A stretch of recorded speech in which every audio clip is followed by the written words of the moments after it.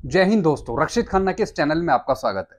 दोस्तों, आज के इस वीडियो में मैं आपको कुछ जानकारियां दूंगा। सबसे पहली जानकारी है ओएमजेसी रिपोर्ट को लेकर। काफी पेंशनर्स और फैमिली पेंशनर्स ये पूछ रहे हैं कि सर, काफी टाइम बाद जो ओएमजेसी रिपोर्ट निकल के आई, क्या भारत सरकार उसके बारे में कुछ कर रही है?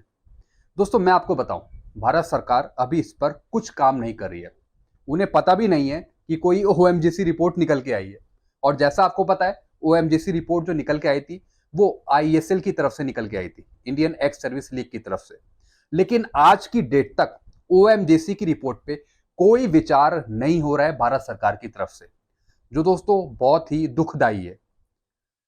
तो दोस्तों, ओएमजीसी की रिपोर्ट के बारे में चर्चा होनी चाहिए, जो इतने टाइम बाद निकल के आई है। क्या रखा है ओएमजीसी की रिपोर्ट में, यह भारत सरकार को समझना चाहिए और इसके बेस पर आगे कुछ ना कुछ अपनी रिपोर्ट भी लानी चाहिए कि भारत सरकार क्या समझती है ओएमजीसी की रिपोर्ट पे। क्या वाकई में ओएमजीसी की रिपोर्ट पर काम किया जा सकता है?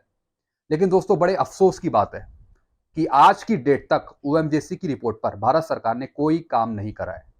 बड़े अफसोस की बात है। आगे समझते हैं। आईटीआर भरने की आखिरी तारीख पर आया बड़ा अपडेट। दोस्तों, बहुत से कमेंट आ रहे हैं कि जो आईटीआर की डेट है वो 31 अगस्त हो गई है। नहीं दोस्तों, ये गलत जानकारी है। अभी आईटीआर की जो आखिरी तारीख है वो है 31 जुलाई। तो आप 31 जुलाई से पहले या फिर 31 जुलाई तक आईटीआर फाइल कर दीजिए। 31 अगस्त की जो डेट बता रहे हैं वो गलत जानकारी दे रहे हैं। अभी 31 जुलाई है लास्ट डेट। आगे समझते हैं।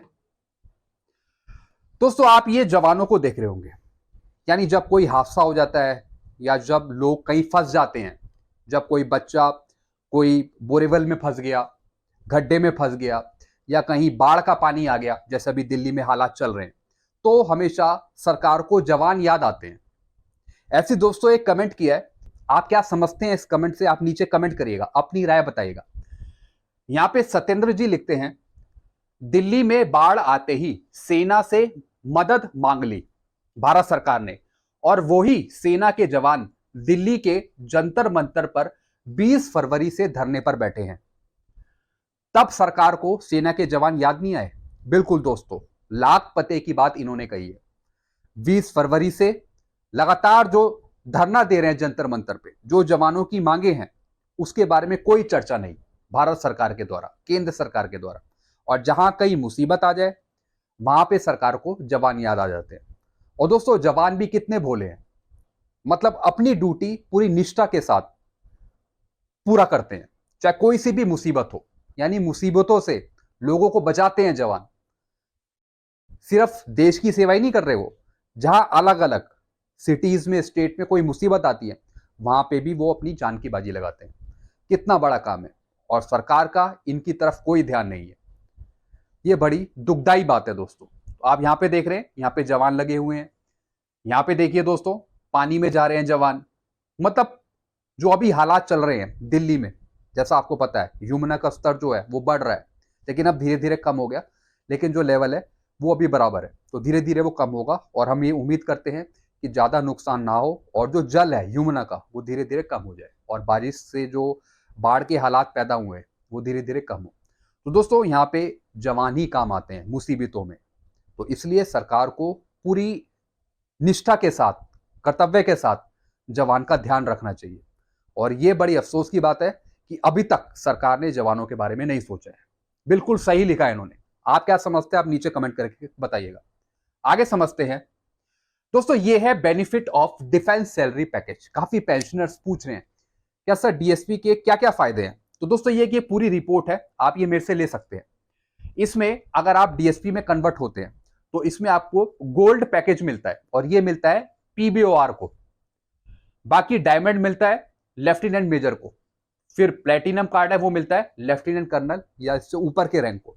तो जो पीबीआर को मिलता है गोल्ड कार्ड, इसमें काफी फैसिलिटी मिलती है। इसमें आपको personal accident insurance death cover मिल जाएगा 30 लाख का।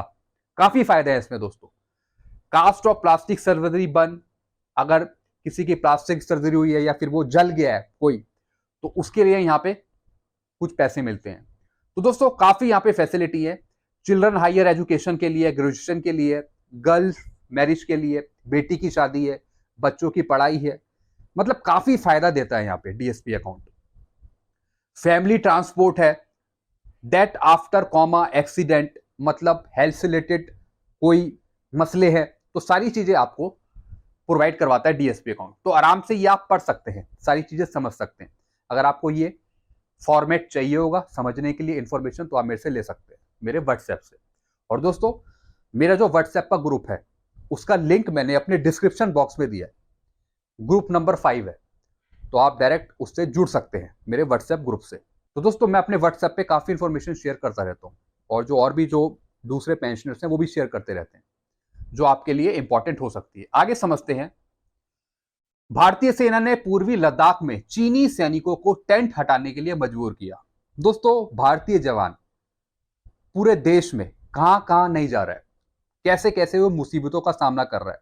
सिर्फ देश के दुश्मनों से नहीं, कभी बाढ़ से वो सामना कर रहा है, लोगों को बचा रहा है, कहीं बिल्डिंग गिर गई वहां से लोगों को बचा रहा है। यानी दुनिया में जो भी प्रॉब्लम्स आ रही है कहीं ना कहीं, चाहे वो आपदा हो या फिर कहीं भूकंप हो या बाढ़ के हालात बन गए हों या कहीं आग लग गई हो, सब जगह जवानी काम आते हैं। तो दोस्तों, ऐसी भारतीय सेना पूर्वी लद्दाख में चीनी सैनिकों के टेंट को हटा रही है। पूर्वी लद्दाख में चीनी सैनिकों ने यहाँ पे 4 टेंट लगाए थे, जिसके बेस पर भारतीय सैनिकों ने कहा कि आपको ये हटाने पड़ेंगे। तो दोस्तों, कुछ टेंट यहाँ पे भारतीय सेना ने हटवा दिए चीनी सैनिकों के। और दोस्तों, ये सबसे बड़ी बात है। तो दोस्तों, ये जो गतिविधियां ये चलती रहती हैं, तो इसके बारे में जवान भी सतर्क रहते हैं, ये बहुत अच्छी बात है। आगे समझते हैं। दोस्तों, एक आप ये इमेज देख रहे होंगे, ये मेरे पास शेयर हुई थी, जिसमें यहाँ पे एक ऑफिसर्स बैठे हैं और यहाँ पे जवान बैठे हैं। यानी ऑफिसर्स की जो संख्या है, टोटल नंबर स्ट्रेंथ है, वो यहाँ पे दिखाई है 3%, 3 से 10%। लेकिन पैसा कितना मिला ओआरओपी में या पेंशन के रूप में, यहाँ पे आप देख रहे हैं 85%। ऐसी आप जवान की अगर स्ट्रेंथ देखें, टोटल नंबर देखें कितने जवान, तो 97% है, जैसा कि आप यहाँ पे देख रहे हैं बहुत सारे जवान। लेकिन मिला क्या उन्हें? सिर्फ 15%, 20% पेंशन और ओआरओपी के रूप में। तो दोस्तों, ये पता नहीं इमेज किसने शेयर करी है, लेकिन आप इस इमेज से क्या समझते हैं आप नीचे कमेंट करके बताइएगा। बल्कि अगर ये उल्टा हो जाता, जवान को मिल जाता है यहाँ पे 85% और ऑफिसर्स को मिल जाता है यहाँ पे 10 से 15%, तो क्या ऐसा हो सकता था? काफी पेंशनर्स कमेंट भी कर रहे थे, क्या सर अगर ये उल्टा हो सकता है? मैंने कहा ये तो गवर्नमेंट के हाथ में है कि वो क्या दे रही है, बाकी इंसानों के हाथ में तो कुछ भी नहीं है। वो सिर्फ आंदोलन कर सकते हैं और भारत सरकार तक अपनी आवाज पहुंचा सकते हैं, बाकी करना गवर्नमेंट को ही है सारा कुछ काम। तो दोस्तों, आप इससे क्या समझते हैं आप नीचे कमेंट करके बताइएगा। तो दोस्तों, ये मैंने आपको कुछ इंफॉर्मेशन दी है। तो दोस्तों, इस चैनल के माध्यम से आपको दीन दुनिया की खबरें मिलती रहती हैं, और जो पेंशन से रिलेटेड प्रॉब्लम है, फैमिली पेंशन से रिलेटेड प्रॉब्लम है, वो सारी चीज़ें आपको इस चैनल के माध्यम से मिलती रहती है।